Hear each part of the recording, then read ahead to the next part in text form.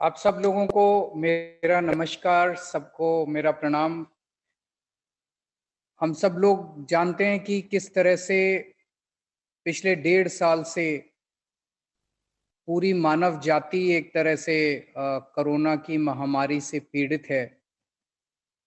पिछले 1.5 साल से केवल भारत नहीं, पूरी दुनिया के अंदर इस महामारी ने अपना प्रकोप किया हुआ है। और हमारे देश के अंदर 2 वेव आ चुकी हैं। पहली वेव पिछले साल आई थी और दूसरी वेव अभी अप्रैल के महीने में आई थी। देश के लिए ये 2 वेव हो सकते हैं, लेकिन दिल्ली के लिए ये चौथी वेव थी। पिछले साल जून के महीने में पहली वेव आई, फिर सितंबर में दूसरी वेव आई, फिर नवंबर में तीसरी वेव आई और अब चौथी वेव आई। लेकिन ये जो चौथी वेव थी दिल्ली की, ये बहुत ज्यादा बहुत सीवियर थी दोनों तरह से। एक तो बहुत वाइड स्प्रेड थी, बहुत ज्यादा लोग इससे प्रभावित हुए। शायद ही कोई ऐसा परिवार बचा होगा जिसमें किसी ना किसी को कोरोना ना हुआ हो इस चौथी वेव के अंदर। और दूसरा बहुत ज्यादा घातक थी कि बहुत ज्यादा लोगों की इस दौरान मृत्यु हुई। और जब लोगों से सुनते हैं तो ऐसे बहुत सारे केसेस सुनने को मिले जिसमें बच्चे अनाथ हो गए, अब उन बच्चों को पालने वाला कोई नहीं है। जिसमें परिवार का जो कमाने वाला सदस्य था, उनकी मृत्यु हो गई, अब घर चलाने वाला कोई नहीं है। तो ऐसे में एक जिम्मेदार और सेंसिटिव सरकार होने के नाते हमारा फर्ज बनता है कि हम उन सब लोगों का साथ दें इस मुसीबत के मौके पे, उनके साथ खड़े हों और जो कुछ हमसे बन सकता है हम ये करें। तो इस पे काफी विचार विमर्श चर्चा के बाद ऑफिसर्स के साथ काफी चर्चा हुई, लोगों के साथ काफी चर्चा हुई। तो जो अब योजना आज जिसका शुभारंभ किया जा रहा है, ये योजना बनके तैयार हुई, जिसमें ये हुआ कि जिन जिन लोगों के घर में कोरोना की से मृत्यु हुई, हर व्यक्ति के लिए 50,000 रुपए की एक मुश्त राशि दी जाए। उसमें और कुछ नहीं पूछा जाएगा, बस कि कोरोना से मृत्यु हुई तो उनको 50,000 रुपए की राशि दी जाए। और जो लोग, जिन लोगों के घरों में ब्रेड अर्निंग मेंबर, कमाने वाले व्यक्ति की मौत हो गई है, उन लोगों को एक मंथली इनकम का सहारा दिया जाए, मंथली एक राशि का सहारा दिया जाए। जिन बच्चों ने दोनों माँ बाप को खो दिया है, उसमें एक माँ बाप मान लीजिए पहले से नहीं थे और दूसरे कोरोना की वजह से दूसरे की डेथ हो गई, तो जरूरी नहीं है कि दोनों की कोरोना से डेथ हुई हो। एक की भी अगर कोरोना से डेथ हो गई और बच्चा अनाथ हो गया, तो उन सभी बच्चों को हर महीने 25 साल की उम्र तक के लिए एक मुश्त 2,500 रुपए हर बच्चे को दिए जाने का प्रावधान है।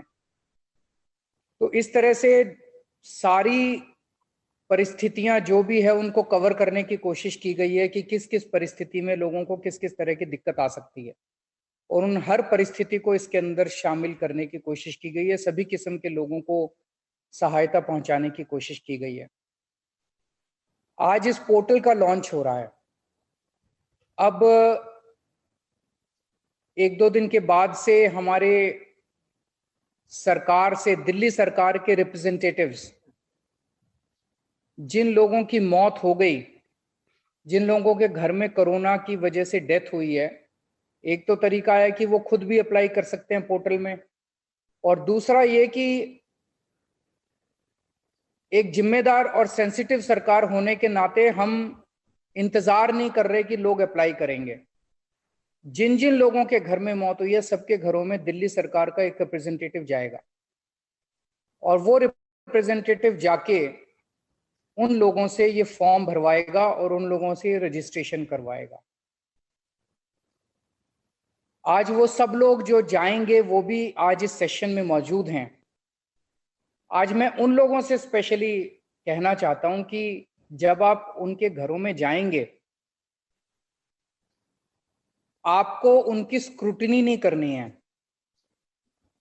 आपको ये नहीं दे, उनके कागजों में नुक्स नहीं निकालना है, आप उनके कमियां निकालने के लिए नहीं जा रहे। ये कागज नहीं है जी आपके पास तो ये कागज नहीं है, आपके पास तो ये कागज नहीं है, इसीलिए आपका केस तो हो नहीं सकता, आपका केस तो रिजेक्ट किया जाता है। ये नहीं करना बिल्कुल।